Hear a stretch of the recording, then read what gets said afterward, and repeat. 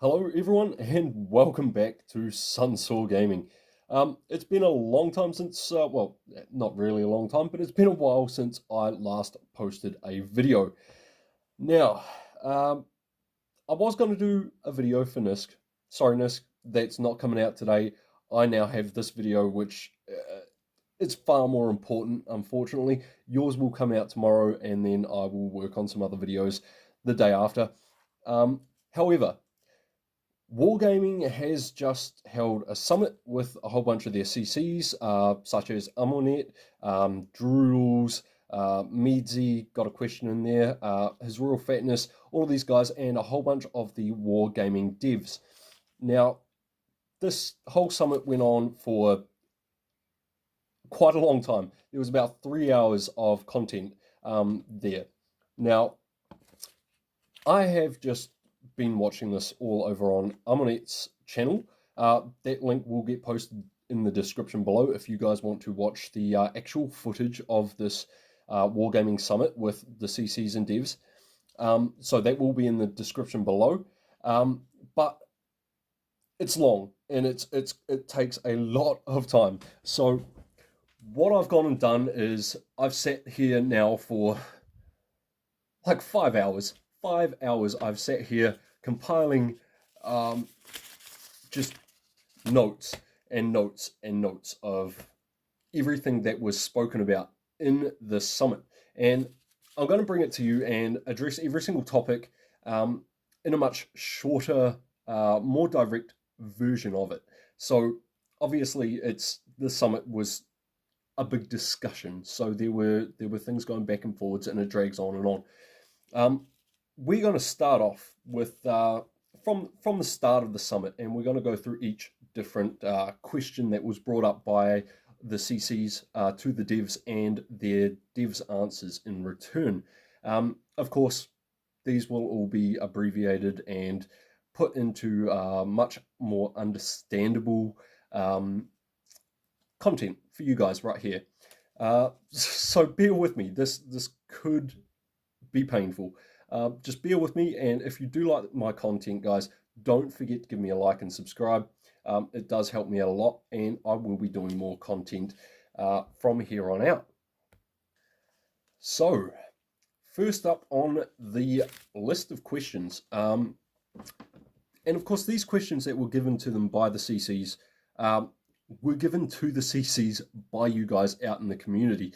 So, the first one was regarding tournament feedback from top teams across the different servers. Now, it was brought to the devs, hey, why do you guys only ask the Russian players on the Russian server for their feedback? Now, this is not saying that WarGaming only takes feedback from the Russians.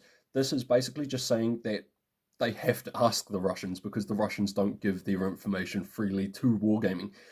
Whereas the Asia server, the EU server, and the NA server are all very opinionated and love telling WarGaming what they think. So WarGaming do take into account every single different server for their tournaments and that sort of stuff and the feedback that they receive. And of course, if you have any feedback to submit regarding tournaments or events or anything like that, go to the WarGaming official Discord server. There are channels there, open discussion channels where you are able to voice your opinions. And guys like Ribblestrip and the WarGaming devs will answer you. And I know they answer you because I've posted my own questions in there in the past and have gotten very prompt and quick responses. So there is that for you guys. Now, one of the most controversial things in World of Tanks Blitz, of course, is matchmaking. Now, there were questions raised around matchmaking to do with the amount of tanks in a battle, such as how you'll get 3 heavies on a team and 2 on the other team, and more TDs on that team as opposed to this team, and one team can be full of autoloaders, whereas the other team won't be, all of that sort of stuff. And that was spoken about quite a bit. Now, the WarGaming statistics that they analyze and watch and read over every single day basically say that overall, these have a very low impact on a game and a player's win rate, because those sorts of things are constantly changing. You're only ever going to get sort of one match every now and then where it is fully lopsided. So in the grander scheme of things, it doesn't affect statistics, your statistics or theirs, overly much.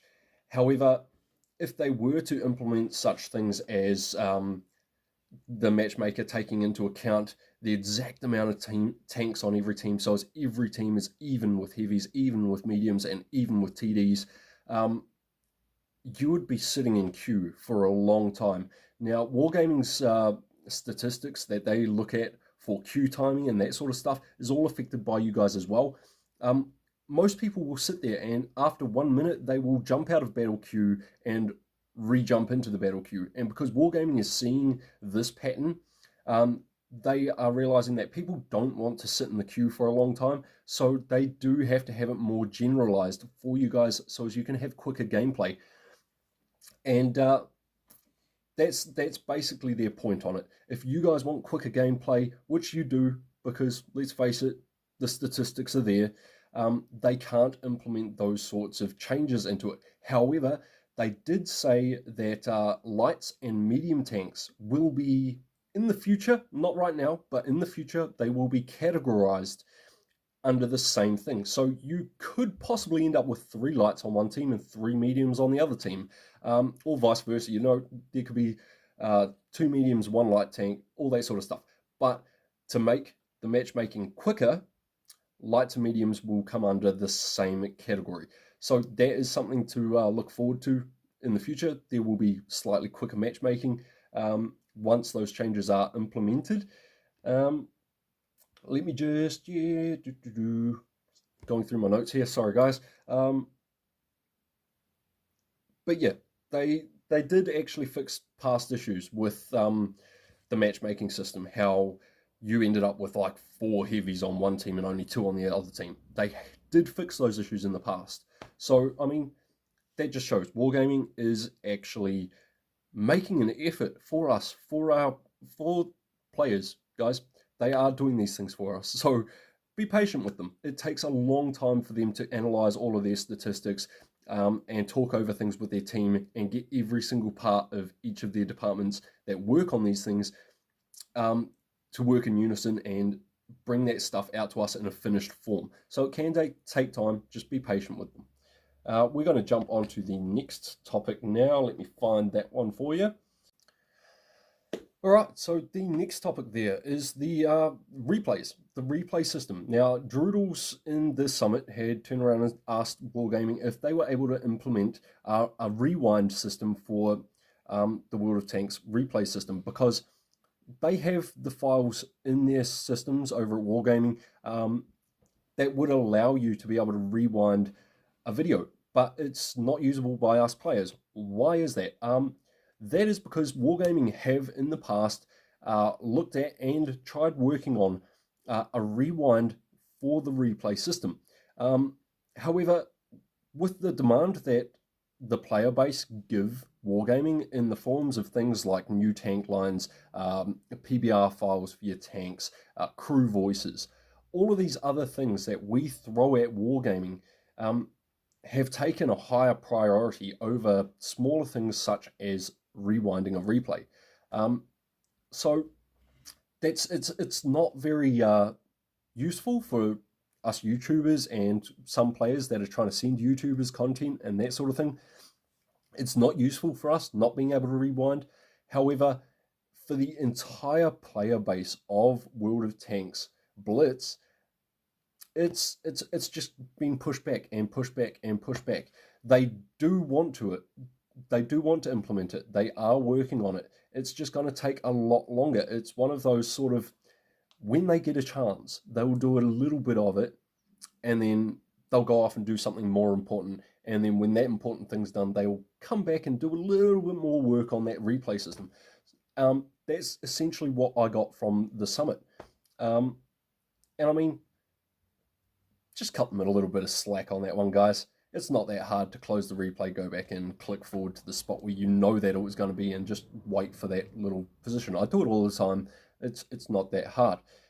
Now, another thing that was brought up was if there would be a different format for tournaments across the servers just due to player population. Like, say, the Russian server has a much higher population base than, you know, your Asia server or something like that.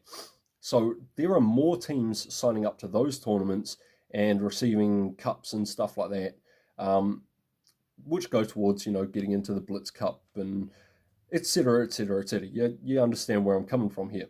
However, for the top tournaments, all right, they cannot change the tournament formats. They can't make them different across each different region because that would essentially make it unfair, which is a very fair point on WarGaming's part. However, they did say that for the smaller tournaments, like your quick tourneys and that sort of stuff, they may look at new rules and new systems in the future. So, I mean, that's a possibility, something for you guys to look out for. And then, yeah, I mean, tournaments could change in the future, is essentially what I'm getting from that out of the summit. However, not the big tournaments like your Twister Cup or your Blitz Cups currently. Moving on. There is a lot of topics to cover, and I am trying to compact all of this into a much smaller time frame for you guys. So the next one was tungsten shells, and basically why they were brought into the game and if these will be brought out to any other tank lines instead of just those Polish tanks. Now, they basically play around with a whole bunch of different things. One of the guys in the WarGaming Summit that was talking about this and replying to it had mentioned, you know, being able to hit a consumable that would have a plane fly over and drop a bomb in an area or something like that. And they basically go through all of these experimental procedures, just trying to figure out what they can and can't get away with, and they play around with things. That's not saying that that will ever actually come into the game. That's just saying that WarGaming plays around with it, which is good for us. They're experimenting. But they did bring in those tungsten shells, and currently, I mean, they're just going to stay on that Polish line. In the future, they may bring that out to other lines, but also in the future, they may just bring out an entirely different consumable for each different line. So that sort of stuff is still being spoken about within WarGaming, and how they're going to go forward with it and what they're going to do with it, all of that sort of stuff. So that is there for you guys to just take into account. I mean, you're not going to get the same consumables for every single tank in the game. That would make it boring. WarGaming want to diversify, and we want them to diversify, guys, because that's what makes Blitz so interesting. Basically, there's always a challenge involved because everything is different every single match, and that's why we love the game. And anyway, we are going to move on to the next topic once again. So, the next topic that was brought up was, is there anything that will make lower tiers more attractive to play, basically, to bring just a little bit more excitement to basically tier 7 and down. Now, tier 7, tier 6 didn't actually get covered too much in the summit. However, they did speak about tier 6, tier 5, and tier 4 and down.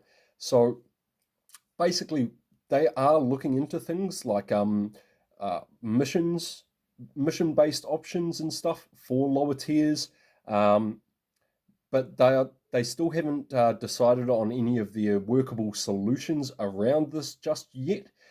There will be events for purely tier 4 and tier 5, which may be added in the future.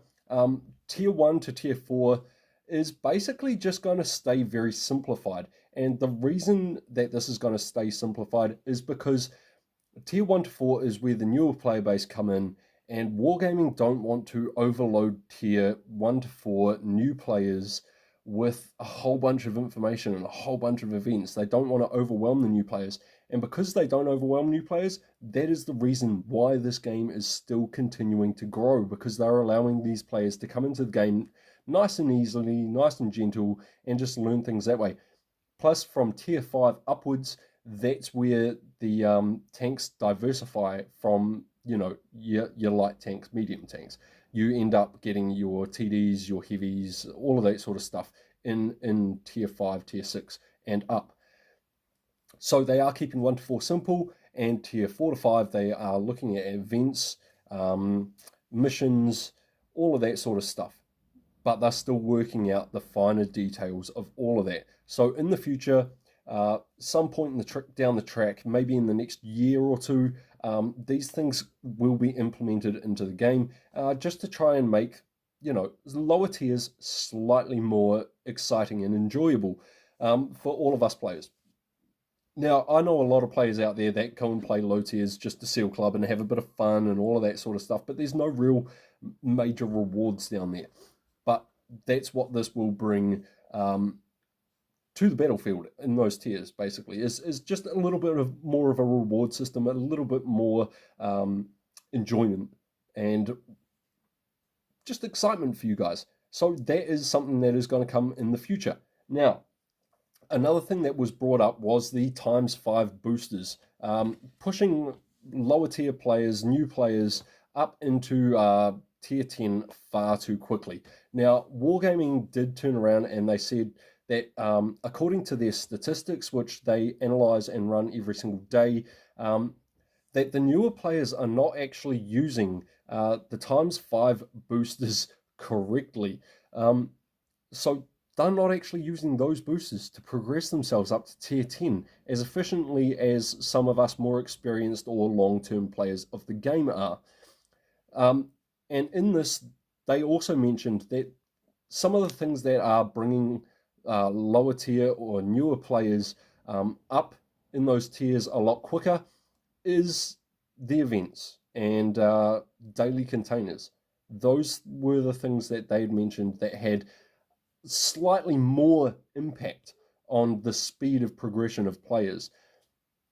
So the ×5 boosters will continue to be given to new players, lower players, and that sort of stuff, because it essentially only helps them out with credits and that sort of stuff, and they're not using those to grind through tank lines effectively. So with that out the way, that was a very short one, thankfully. We are going on to yet another note. Right, so marks of excellence or gun marks. As you see in World of Tanks PC, I don't know how many of you guys actually know about these, but in World of Tanks PC, you get marks of excellence or gun marks. So on the Russian tanks, you get little stars across your barrel, and I think you get up to like 5 stars on your barrel, depending on how good you are in that specific tank. Now, WarGaming have been trying to implement this into World of Tanks Blitz, and they have spoken about it in the past, but they didn't really go over too much of the detail as to why. Now, in this summit that they held with the CCs and stuff, they went into a bit more of the detail. They are looking into implementing some sort of mark system that will be shown on your tank, but it may not be the same as World of Tanks PC. So it may not be little marks on your gun barrel or something like that. It may be, something else, somewhere else on the tank. We're not sure yet. WarGaming is still figuring that out. But the reason that it has not yet been implemented into the game of World of Tanks Blitz is basically because they're having issues with the overlap of textures for all of the different camo skins that we've got and that sort of stuff, and basically just competing with the performance of mobile devices.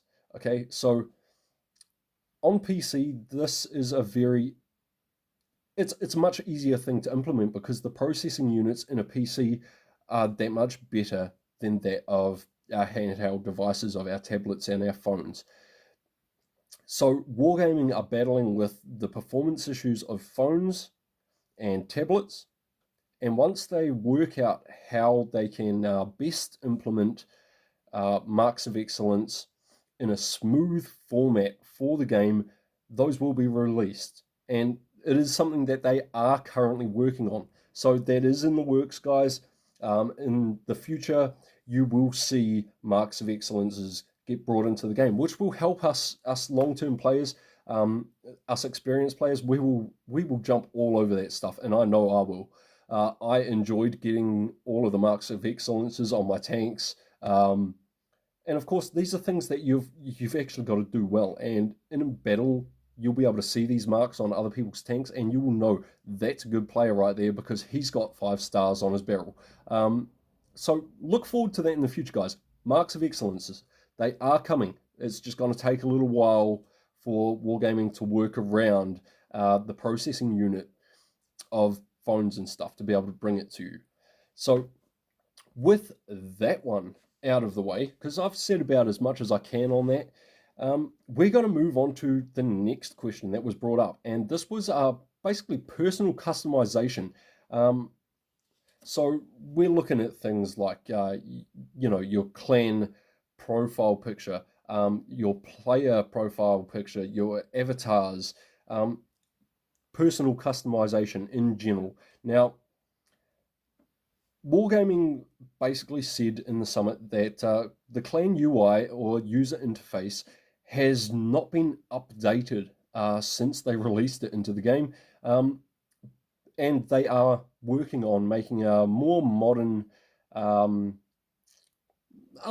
version of it for personal customization and that sort of stuff.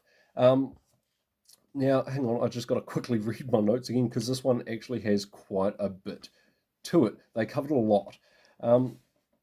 Now, they can't bring in personalized clan emblems just because they can't trust the player base, and they don't have the resources or the personnel to basically form a full-time moderation unit around customized clan logos. Avatars, tank skins, etc., stuff like that.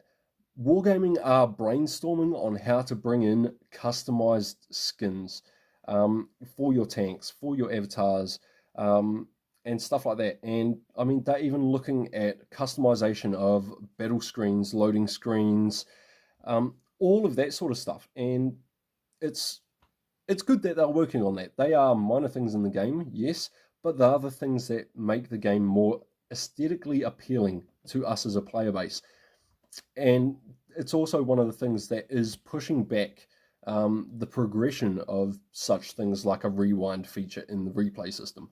So WarGaming are working on that. Again, it's not something that's going to come out like really quickly. There are a lot of different technical things that they have to work around to be able to get this out to us in a safe manner, so as we're not going into battle, we're not going to have some sort of 12-year-old coming into battle and seeing some older guy who's got a big giant ass as his avatar, basically. So WarGaming are working on their ways of implementing this into the game safely in a controlled manner.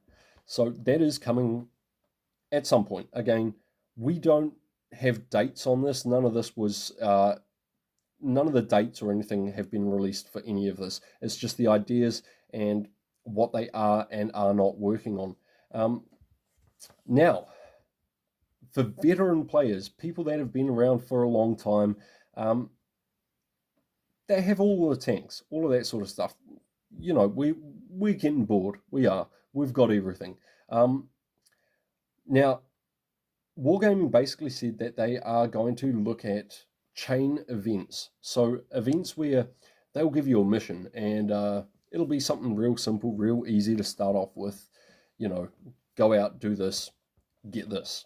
And then after you've completed that mission, you will get given a new mission. So these are all basically progressed on by yourself, depending on what the missions are and that sort of stuff. And they will come with different rewards, etc. But again, this is something that is newer to the WarGaming development, and they need to brainstorm and get through all of the specifics on it first before they even start working on it. So this is the customization of these chain events and that sort of stuff is not Not yet in the works, but it is definitely something that WarGaming is looking at. And quite frankly, I mean, we have already got a crap ton of missions in the game. But these ones, as far as I could tell from the summit, are going to be much more personalized to a player's experience for how long they've been in the game. So look forward to that, guys. More missions, more events, chain events. It's going to be interesting. And again, no release dates on any of this stuff, guys. They can't give us a release date basically because they don't know how long it's going to take to work through issues. They don't know if such things like that will get pushed back with other development things being put in place. So be patient with all of this. I'm just bringing you the information that I've got from watching the 3-hour summit. Now, game Toxicity and what WarGaming plans to do with it. In-game and in garage, okay? Now, WarGaming have said this so many times before in the past. Some of you guys I know are going to disagree with me. It doesn't work, blah, blah, blah, blah, blah, etc., etc. But if you have this stuff, don't just rely on that little thumbs down in the battle, okay? Actually send in a ticket to the WarGaming guys through their support system with the proper information. This is in the form of replays, screenshots, player name of the offending player, stuff like that. Okay, and every time you send in one of these tickets, right, it gets matched up. Like if this player, user so-and-so, hell, let's use me for example. If I was a bad person and I was going around calling everybody names and wishing death upon people, all right, and I constantly done this, if someone sends in a ticket to WarGaming the first time, nothing may get done about it. The second time, WarGaming will go, okay, this guy's done it before. We've got that on record. Let's give him a 2-day chat ban. So he can't say this stuff to people for a couple of days and maybe he'll get the hint. Now, after those 2 days, if I continue to be a complete prick to people and somebody else sends in another ticket, again, that penalty will increase. That is what WarGaming have said in the summit. That basically happens.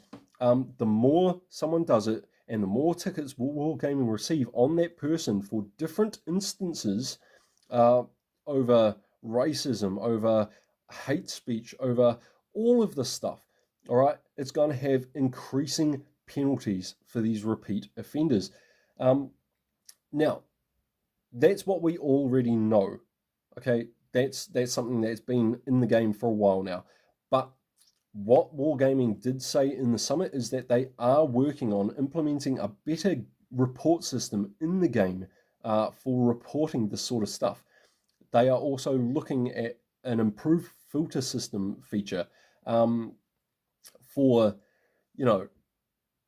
basically just being able to weed out these toxic players.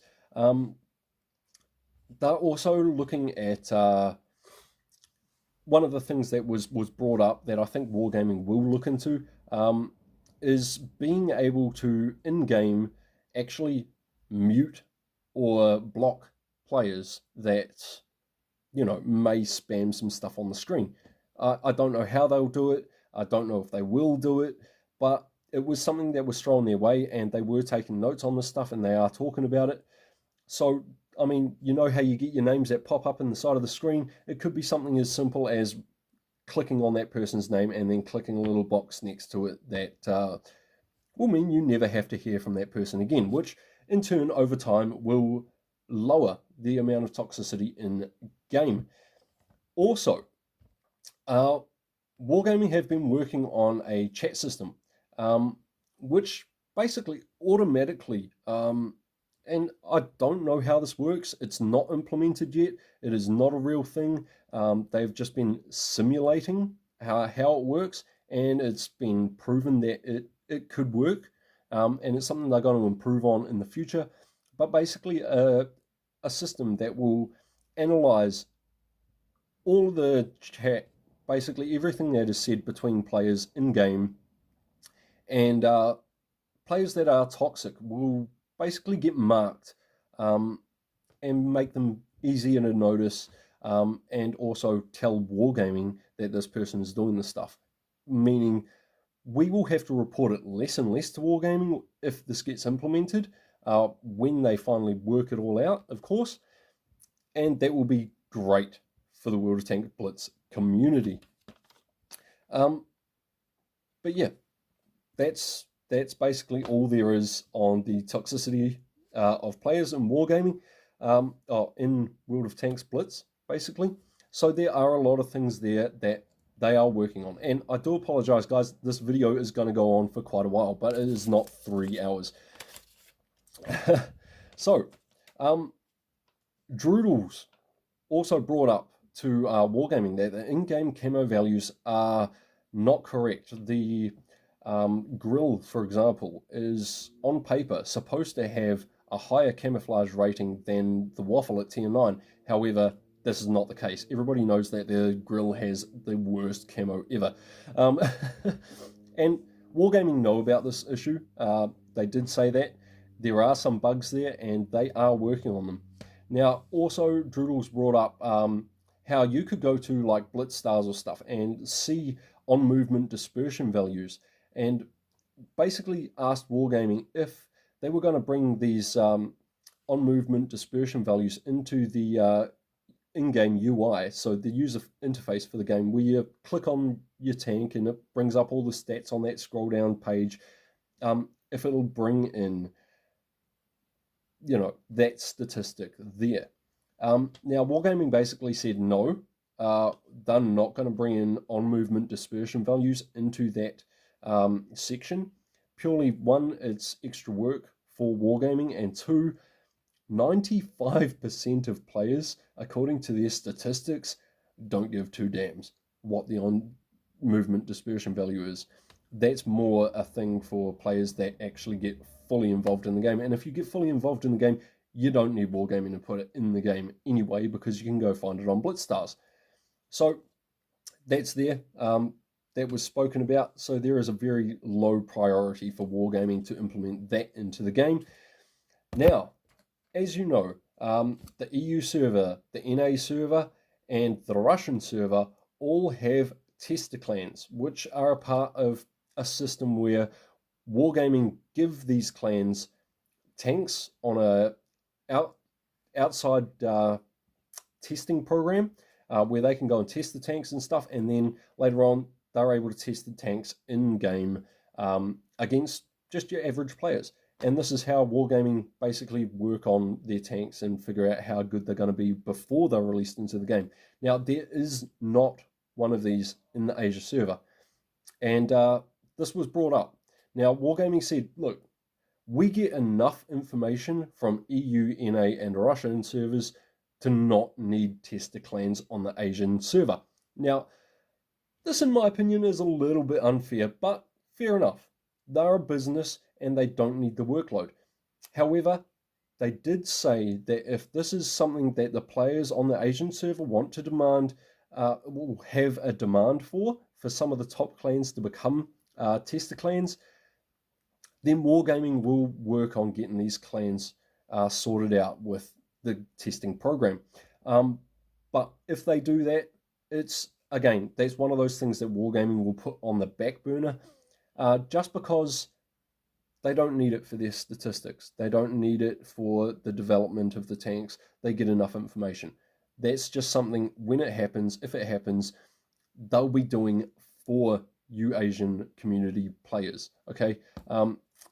As a bonus, basically. Now, continuing on, there is a lot to go through here. I did not realize how much there was. Skill-based rating battles. Instead of just spamming battle after battle after battle after battle, and even if you're crap, getting a high rating, how do we make it more skill-based?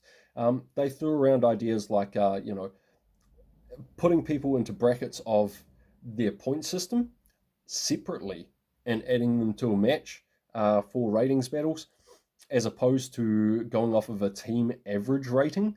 And Wargaming basically turned around and said, yeah, look, we would love for this to basically be done. However, again, you're sitting on queue waiting times for that.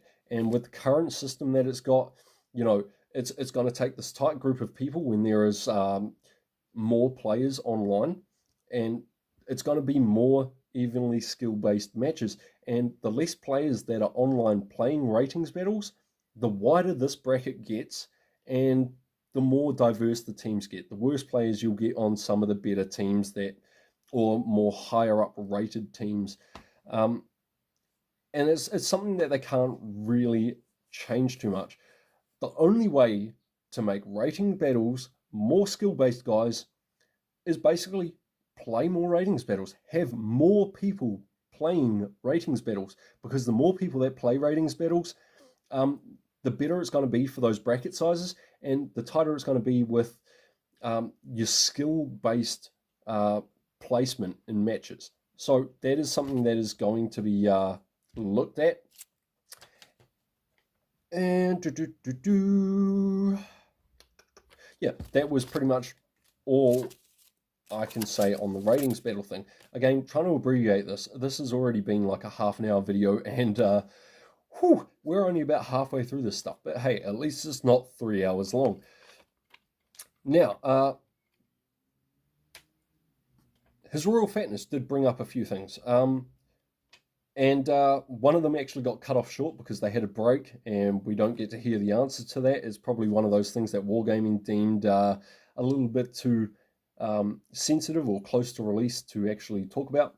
But what they did talk about was Fatness basically brought up Castilla. Now, there's a truck on the north spawn in a hull down position you can go to, and normally you can shoot through a truck and hit a guy on the other side, but this one truck has a ghost hitbox. So WarGaming are basically going to look at either removing the truck or fixing the hitbox so as you can shoot through it and it won't affect gameplay. Not a major thing for most people, but when it comes to tournaments, it makes a massive difference, especially at Fatness's level. So they're going to look at that.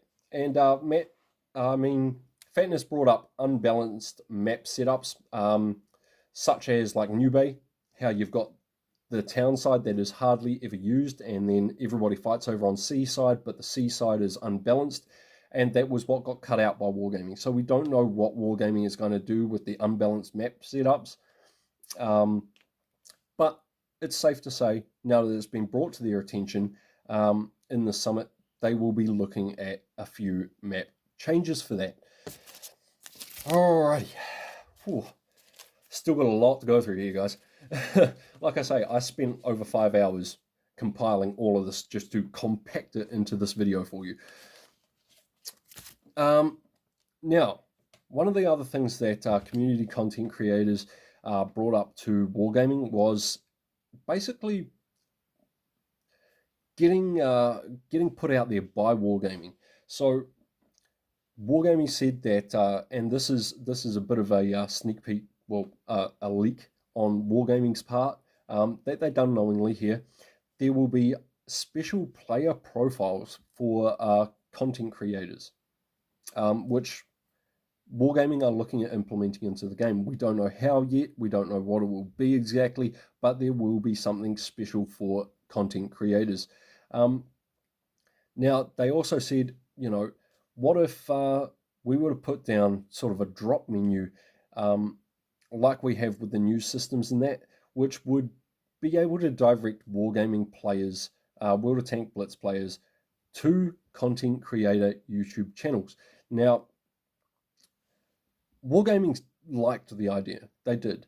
They liked the idea, but again, it's something that they can't really implement easily because we're content creators. We do things our way. If we sit here and we cuss and we swear, or we're sitting here having a drink like this in the middle of a stream or in the middle of a video, WarGaming can't put that in the game. So if they were to do something like that, they would have to put restrictions on it. The CCs that they get put into that drop-down channel, if they implement it, would have to sign specific forms and that sort of thing. Basically, just so as WarGaming covers their own behinds legally.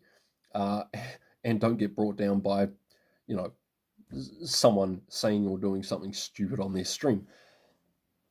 Now, the CC's also brought up the fact that, test tanks, they are given to the testing clans and that sort of stuff.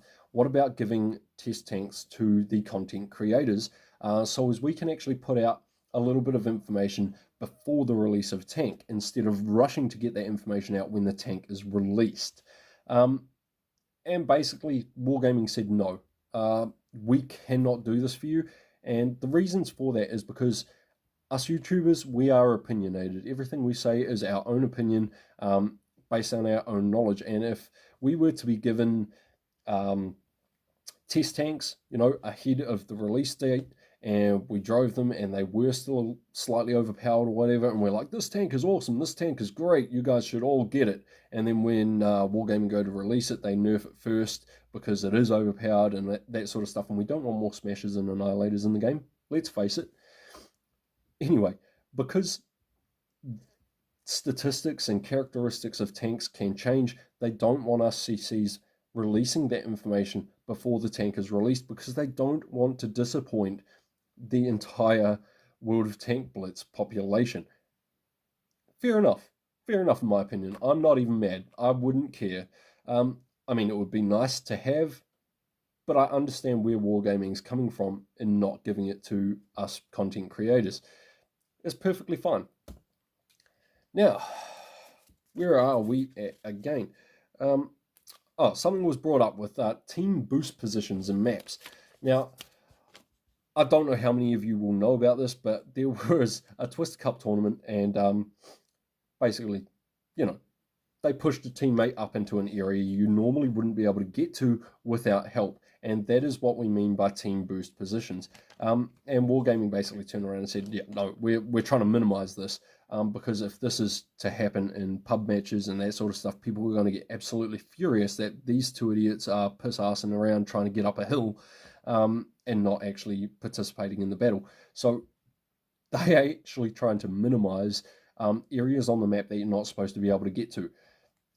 So that's that one out the way. Done, dusted. And this one was something that has been majorly talked about in the past, and that's like a try before you buy system, or a rental system for premium and collectible tanks that you can buy in the store. Now, basically, WarGaming said, look, if we gave people, 2 days where they're able to drive this tank, they're not going to be able to get accurate information on this tank or any of these tanks over those few matches. And if they buy the tank afterwards and they're disappointed, it's either way, you're going to end up disappointed. It's essentially what they said. I am paraphrasing here. That is not their exact words, but yeah, it could go good or bad. And WarGaming's basically skeptical about implementing something like that into the game. But they weren't entirely against it, guys. They were not entirely against the rental system of tanks. They were just very skeptical and basically said that it is highly unlikely that they will bring something like that into the game. Right, now, back to another very controversial topic, Tier 7, and the overpowered tanks that Tier 7 have, such as the Annihilator and the Smasher.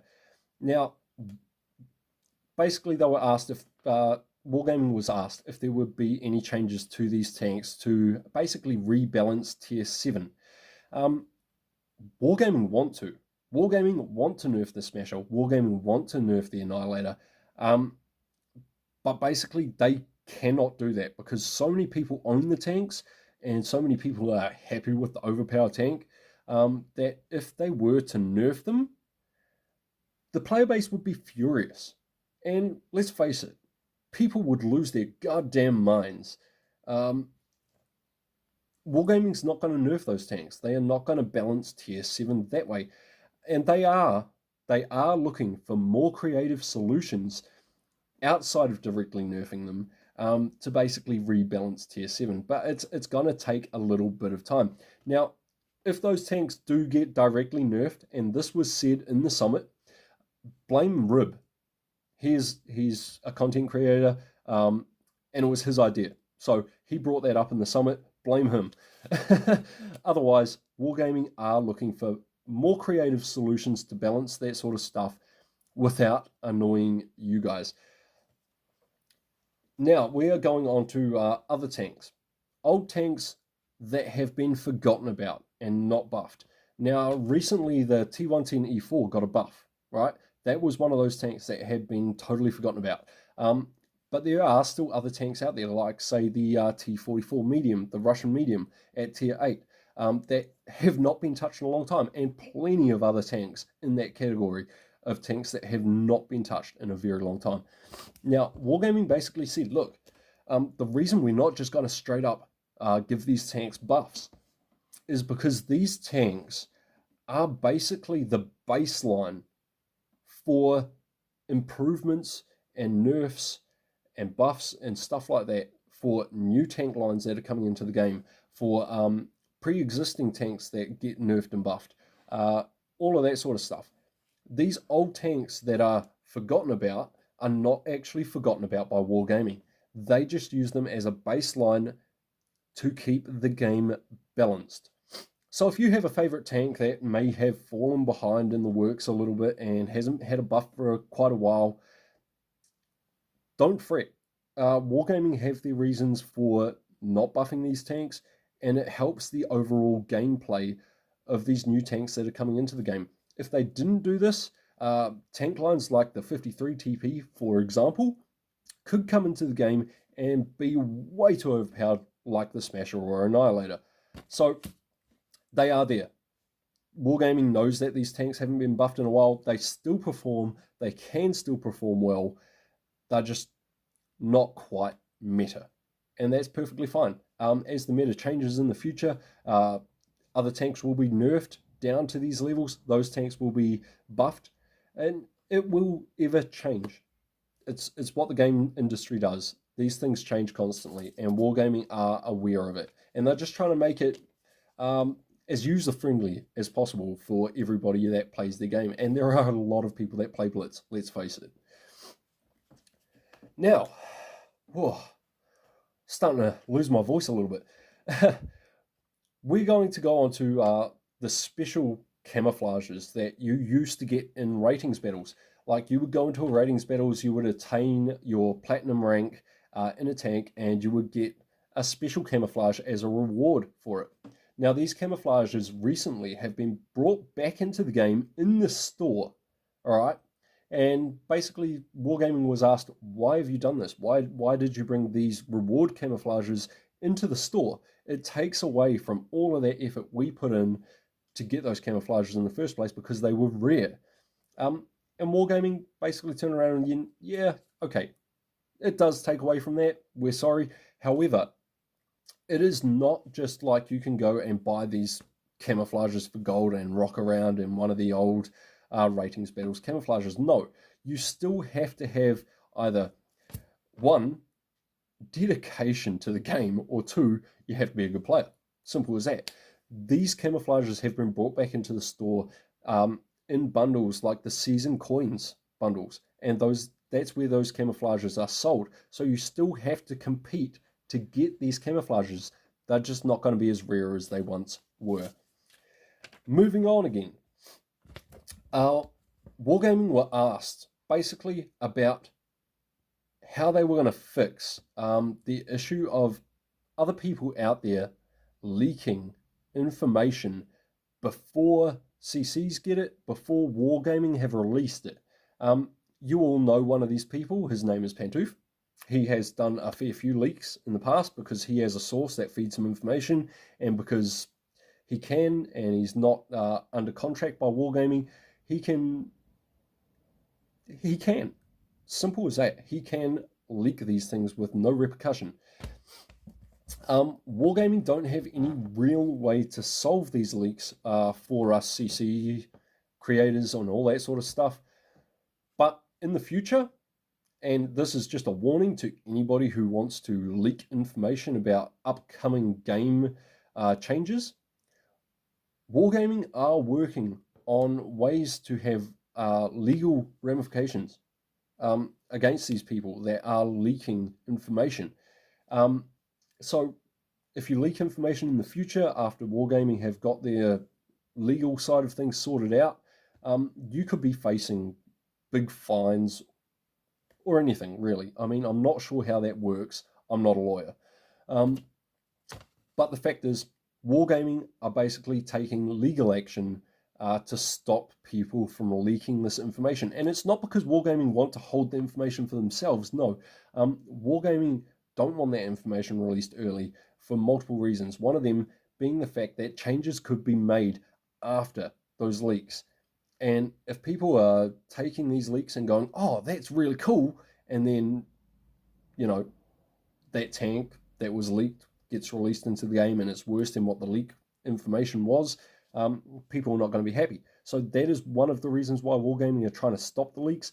The other reason why these leaks are trying to get stopped is because WarGaming do sign contracts with content creators, right, to give them a privilege where they are able to bring to the community the newest and latest updates, okay? But with people leaking information, it really takes away from these people that signed contracts with WarGaming to be able to get these special privileges.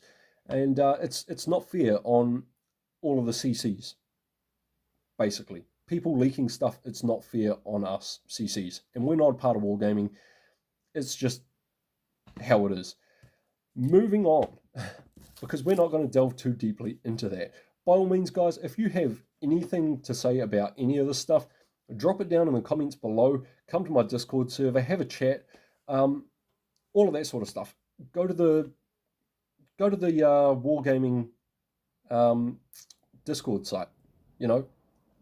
Open up some of the channels there. There are topic channels where you can talk about this stuff as well, and WarGaming devs personally will tell you their thoughts on it.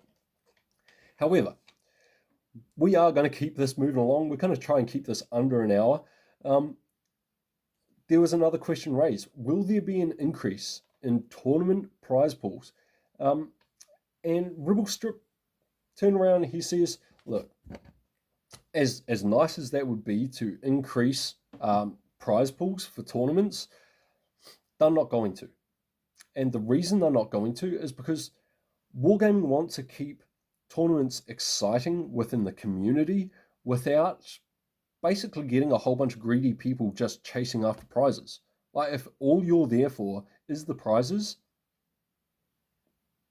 it's not really fun. Whereas I myself, I could care less about the prizes. I watch every single, and I do mean every single tournament. I watch all of them. I love them. And that's the community-based thing that WarGaming is trying to keep going, and they're trying to keep it exciting for us without throwing down monetary prizes. I mean, 50,000 currently for the Blitz Cups that are currently going between all of the different regions. It's big dollars. It is big dollars. I mean, it's not as big as some of the other esports out there, for sure. But that's because those other esports try to pull in people based on the monetary gain that people will get out of it. And that's not what WarGaming is after. WarGaming is despite what people say, they are very community minded. They've just got a lot of things that they have to go around to get there and do it. And yes, this does kind of sound like I'm kissing WarGaming's ass, but I get nothing from WarGaming at all. Zero, zilch, nada. So this is all my own personal opinion and an outside perspective on all of these different changes and topics. Okay, so what I'm saying here is not buttering up myself for WarGaming. I could care less what they think of what I say. I'm just giving it to you guys as real as I possibly can. Now, when new tank lines come into the game, these tester clans that I was talking about earlier that get given these test tanks, they generally only get given the tier 10 tank. And they were asked, look, will there be tanks released for tier 7, 8, 9 for us to test as well? And WarGaming basically said, look, no, we can't give you all of the tank lines to test. If we'd done that, it would push out the release dates of these tanks dramatically. instead of having, 2 or 3 new tank lines each year, you'd be down to 1, maybe 2 new tank lines each year, which in my opinion wouldn't be a bad thing. However, again, Wargaming don't need all of that extra information cluttering up their servers and all of that sort of stuff. They can get the information they need from the tier 10, make the tier 9, 8, and 7 relatively on point, and then once the tanks are released into the game, they get the rest of the information there and go, okay, yeah, we can give that tank a little bit of a nerf. And that's why you see so many new tanks that come into the game, like the Kranwagen line, for example, coming into the game and then getting nerfed, a few months later. And that's because those tanks, the tier 9 Emil 2, the Emil 1, they're not actually tested prior to the release. It's only the Kranwagen, the tier 10 tanks, that get tested by these tester clans, or at least that's what I gather. I'm not in a tester clan, I don't know. But that's what I got from the summit anyway, and what they had said to it. Moving on again, carrying on. We are getting through this pile. We're almost done. Just bear with me, guys. I know this is a long video, and I do apologize, but this is a lot of information to get through, and it is way shorter than the actual summit itself. Now, in the future, will there be more events which will be co-hosted by CCs and Wargaming staff? So Wargaming joining in on community content, community contributors, live streams and that sort of stuff, getting along, and events being basically coexisting between Wargaming and the community content creators. This is something that Wargaming were actually excited. Like, if you watch the summit, you see their faces light up when this question was asked, and everybody got a little bit giddy. And they're like, yeah, that is always possible. It's just all about scheduled timing, guys. Basically, things like the Blitz Cup currently happening, Wargaming would not be doing events with CCs and that sort of stuff because they are already under the hammer. They are already very pushed for time and that sort of stuff. But in the slower periods of a year, when these big tournaments are not happening, in the future, we may see more Wargaming events which are involving the community content creators, such as the ones you saw recently, where you got to go into battle and you got to hunt down any of these people like Droodles or Meadsy or Amuanets, while they're playing the game, hunt them down, get rewards. There is a higher possibility now, because it's been brought up in the summit to Wargaming, that these sorts of events will happen in the future. It's all just down to timing and basically the CCs being available and asking Wargaming, hey, can we do this? And it'll get done. It will get done. So look forward to that, guys. That is coming out. That's something they can do anytime. That's not something they have to work on. Well, not really. There's a minor bit of work there, of course, with the handing out of prizes, etc., etc. But it's something easy and fun that Wargaming are happy to do along with the community contributors. And like I say, everything I'm speaking about here has been brought to Wargaming by the players through the community contributors. Now, another thing that was brought up was, can Wargaming implement a system where you can make your name, so my name, Captain Yoinkyokil, make it anonymous in battle. So I could go into a battle and I could click a little option before I go in that would make my name anonymous to everybody else in the battle. Now, this would be great for certain things, and bad for others, like those CC events that I was just talking about. If it was to be used, then of course you're going to have a hard time finding that CC to hunt them down and get the rewards or whatever. But yeah, I mean, Wargaming are looking at implementing this anonymous button, or however they're going to work it into the game. But I mean, that's in the future. There is no time frame for when that sort of thing will be implemented or released. It's not a big major thing for the game, and again, it's on the back burner. Right. Now, Fatness brought this one up. he asked them if there would be any new physics or features brought into the game. Like you see in World of Tanks PC, there are handbrake options where you're in a very quick light tank and you're starting to take a turn and you need to turn sharper, and you can sort of hit another button and pull a handbrake up, basically skid around a corner and vanish down a tight alleyway or something. Now, he asked if this sort of stuff was going to be brought into the game, and WarGaming turned around and went, "Yeah, we are testing a lot of experimental features, and a lot of these features that they're testing are never going to be implemented into the game. They're just things that WarGaming are playing around with to try and find something and discover something that they can bring into the game that will make it just a little bit more exciting, a bit more diverse for us." But again, these sorts of features getting brought into the game is very, very limited, basically just due to handheld device capabilities of Android tablets, iOS's, phones, all of that sort of stuff. Because the processing units on handheld devices are smaller, implementing these things into the game takes a lot more strain on it. And yeah, I mean, they're working through all of these things and looking at what they can bring into the game that won't have a hard draw on your device. So as many people as possible can still play the game on their phones. Not to mention, on top of that, they don't want to implement too many of these new physics or features into the game, because that means also adding a new control into the game, which, sure, for us experienced players or players that have been in the game for a long time, we would adapt very easily to a new button being added. But newer players, if they're coming into the game and these things are there and there's all of these different buttons all over the place on the screen, they're going to get a little confused. It's going to be harder for them to learn. And all in all, it's just going to piss people off. So WarGaming are looking at that stuff. They are working on things. They are looking at it.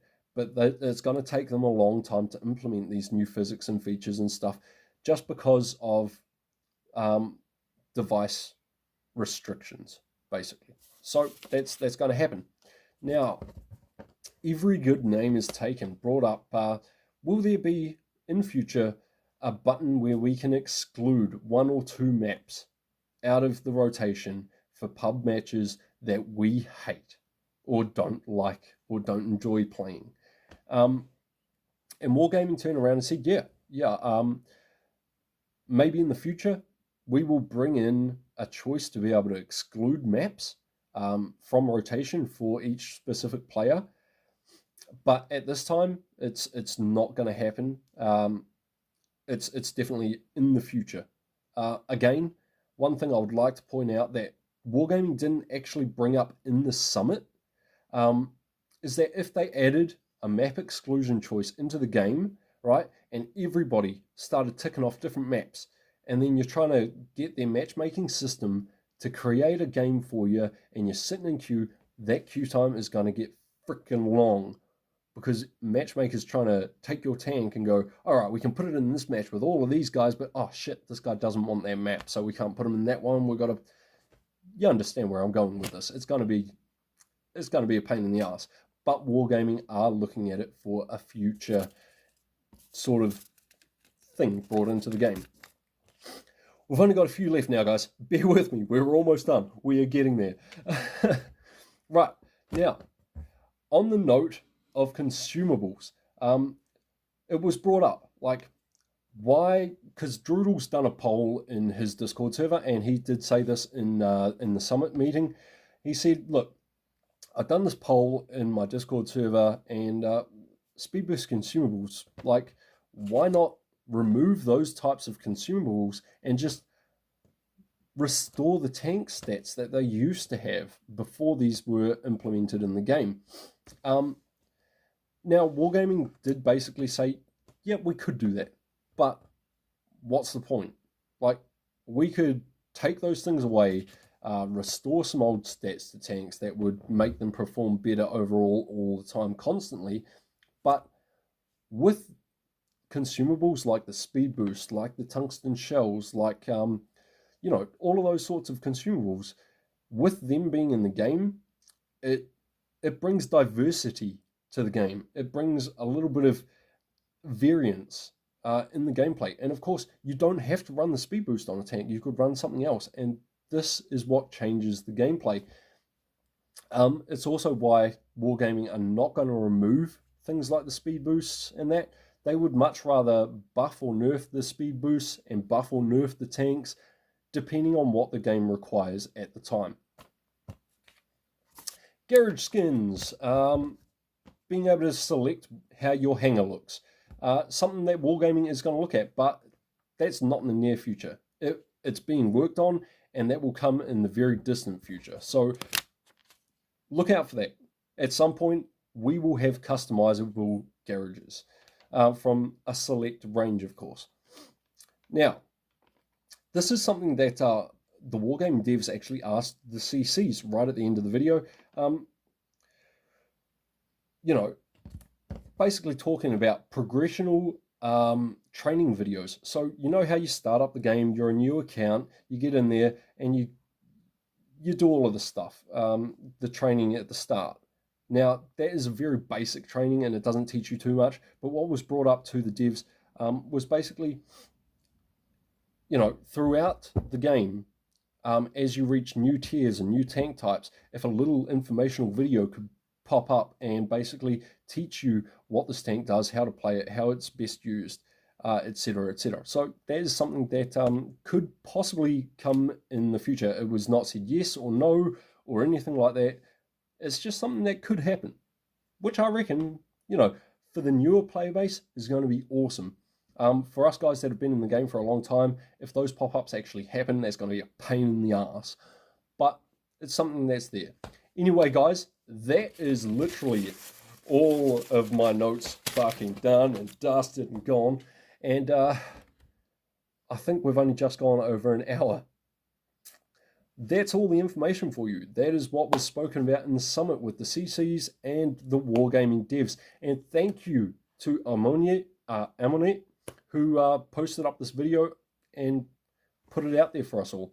And I hope you all enjoy the much shorter condensed version that I've put here for you. And don't forget to like and subscribe. Support my channel. I'm coming back. I am going to be doing daily videos again. Until next time, guys, stay safe. Use cover. Cheers.